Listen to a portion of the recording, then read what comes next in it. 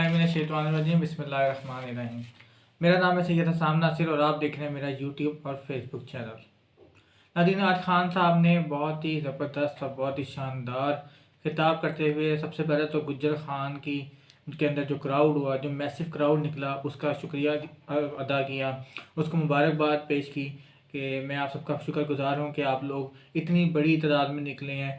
और मुझे इस बात की खुशी है कि पाकिस्तानी कौम जो है अब जाग चुकी है और इस जहाद के अंदर, इस हकीकी आज़ादी का जो जहाद कर रहा हूँ, जो मैं इबादत समझ के इसको कर रहा हूँ जी, ये जहाद कर रहा हूँ, तो इसके अंदर जिस तरह आवाम निकली है तो मुझे बहुत खुशी हुई है कि पाकिस्तानी आवाम जो है वो जाग चुकी है और पाकिस्तानी कौम जो है अपना हक़ लेके रहेगी।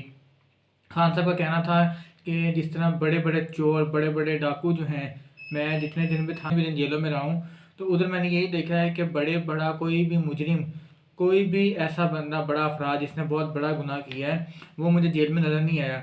बल्कि जो मेरी जेल साफ़ करता था, उससे मैंने पूछा तो उसका बहुत कोई ऐसा गुनाह था जो सिर्फ 6 महीने की जिसकी सज़ा बनती है, मगर वो सालों से उस जेल के अंदर था। क्यों? उसका जुर्म सिर्फ ये था कि वो गरीब था। पाकिस्तान के अंदर जिसके पास पैसा है अलग कानून है, और जिसके पास पैसा नहीं है उसके लिए अलग कानून है। तो खान साहब का सिर्फ यही कहना था कि हमें अपने फ़ैसले जो हैं, अपने मुल्क के फ़ैसले जो हैं, अपने मुल्क के अंदर हल करने हैं। ऐसे लोग पाकिस्तान के अंदर उन बड़े ओहदों की तैनाती के लिए बाहर फ़ैसले कर रहे हैं जो इस मुल्क के बहुत बड़े मुजरिम हैं, इस मुल्क की बड़ी अदालतों के अंदर वो मुजरिम हैं, और वो लोग पाकिस्तान के अंदर फ़ैसले कर रहे हैं। तो खान साहब का सिर्फ यही कहना था कि मैं मिसाल ये दूंगा कि अगर हमें रूस से सस्ता तेल मिल रहा है जिससे पाकिस्तानी आवाम को बेनिफिट होगा, पाकिस्तानी मीशत को बेनिफिट होगा, हमें सस्ता तेल मिलेगा तो पाकिस्तानी आवाम के ऊपर महंगाई का बोझ कम पड़ेगा, तो हम क्यों जो है तेल नहीं ले सकते रूस से। बाकी जो इंडिया है वो रूस से तेल ले सकता है, तो हम क्यों नहीं ले सकते। तो खान साहब ने यही कहा कि ये सिर्फ तब हो सकता है, हम क्यों सुपर पावर से डरें। हमारे मुल्क के अंदर जो लोग हैं, जो मुल्क के मईशियत के लोग हैं, जो मुल्क की इकॉनमी को समझते हैं, जो मुल्क की सप्लाई चेन को समझते हैं, जो ओहदेदारान पाकिस्तान के अंदर अपॉइंट हैं, वो अपने मुल्क का फ़ैसला, अपने मुल्क की मईशी काम है, उसको ज़्यादा बेहतर समझते हैं। तो हम अपने फ़ैसले खुद करेंगे। हमें इस बात की फ़िक्र नहीं होनी चाहिए कि जो सुपर पावर हैं और जो और भी ममालिक हैं जो पाकिस्तान से उनका कोई ताल्लुक़ नहीं है, तो वो नाराज़ हो जाएंगे। हमें अपने मुल्क के फ़ैसले खुद करने हैं। फिर खान साहब ने कहा कि जो मईशियत है पाकिस्तान के अंदर, जब खान साहब की हुकूमत थी तब पाकिस्तान के डिफ़ॉल्ट होने का ख़तरा सिर्फ 5% था। यानी 5% ऐसा ख़तरा था कि पाकिस्तान जो है वो कर्ज़े नहीं अपने वापस अदा कर सकता। खान साहब ने इतनी ज़बरदस्त लॉकडाउन के अंदर, कोरोना के बावजूद, जब पूरे पाकिस्तान के अंदर कारोबार बंद थे, तकरीबन मईशत हमारी तबाह होने के करीब थी, मगर खान साहब की एक आला तरीन, खान साहब के साथ जो जितने भी PTI की टीम है, खान साहब की क़यादत में, उन्होंने इतना ज़बरदस्त प्लान्स बनाए कि पाकिस्तान की जो ख़तरे थे, जो कर्ज़ अदा करने के ख़तरात थे कि पाकिस्तान कर्ज़ा नहीं अदा कर सकता, वो सिर्फ़ और सिर्फ 5% थे। और आज इस नालायक हुकूमत के ऊपर, इस नाअहल इंसान के ऊपर जो हमने हुकूमत 6-7 महीने से दी है, जिसको 8 महीने होने के करीब हो गए, तो इसने 5% की जगह 75%, 75% कर्ज़ों की शरह बढ़ा दी है, जो पाकिस्तान की आवाम के ऊपर एक बहुत शदीद माशी बहरान पड़ चुका है। और पाकिस्तानी जो आवाम है उनको भी महंगाई का बहुत शदीद अजाब आने वाला है। 1-2 दिनों में आप देखेंगे उसके असरार, क्योंकि जो जिस तेज़ी से ये बहरान हमारे ऊपर चढ़ रहा है, और ये जो अदाद-ओ-शुमार है, ये पाकिस्तान की आवाम नहीं करती, ये पाकिस्तान के इदारे नहीं करते, बल्कि आलमी दुनिया के अंदर, आलमी मार्केट्स के अंदर जो सर्वे होता है, उनको अभी मेरा ख्याल से तो उनको काफ़ी सारी चीज़ों का नहीं भी पता होता होगा जो इस हुकूमत ने मैनिपुलेट की होंगी, क्योंकि ये मैनिपुलेट करने के लिए अंदर, ये इस बात को घुमाने फिराने के अंदर, नताइज चेंज करने के अंदर बहुत बड़े मास्टर हैं।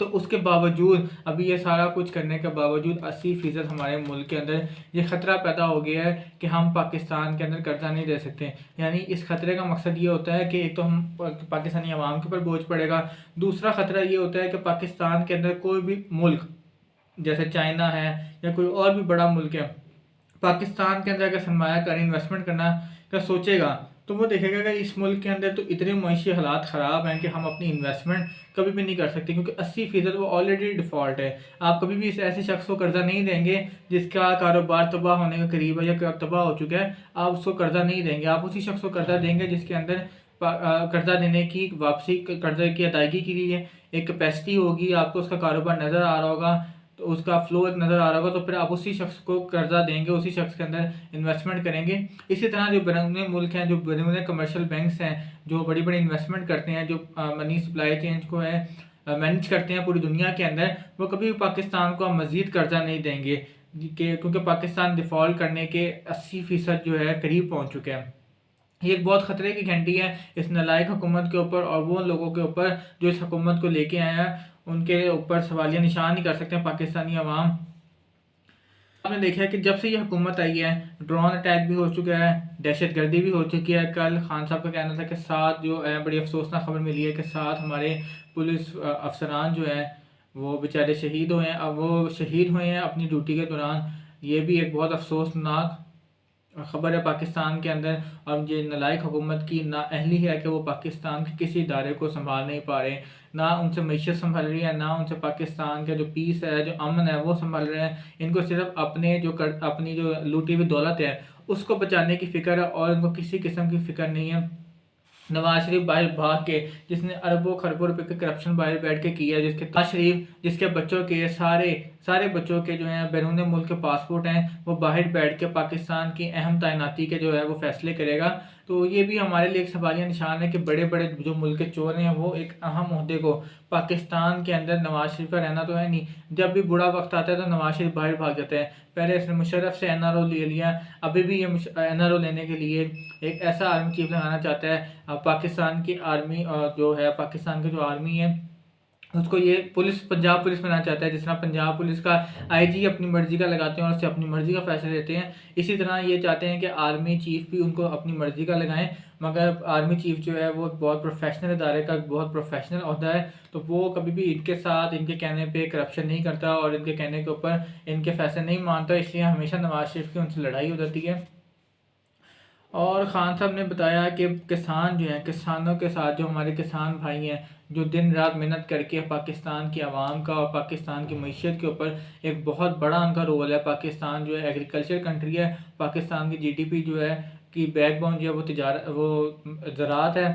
वो उसको ख़तरा इस किस्म का है कि गन्ने जो हैं उसकी, खान साहब कह रहे थे कि इस टाइम जो है गन्ने के जो फैक्ट्री मालिकान है उनका ये कहना था कि अगर हमें इंपोर्ट करने की इजाज़त ना दी गई तो अब चीनी का बुरान, जो क्रशिंग है चीनी की, वो हम 2 जनवरी के अंदर करना स्टार्ट करेंगे, क्योंकि हमें पूरी कीमत नहीं अदा की जा रही। तो हम 2 जनवरी, तो जो कि पाकिस्तान के जो किसान हैं उनके लिए बहुत बड़ा खतरा है उनके लिए, क्योंकि ना उनकी फसल कटेगी, गन्ने लगे रहेंगे तो उनका साइज़ भी जो है जनवरी तक कम हो जाएगा।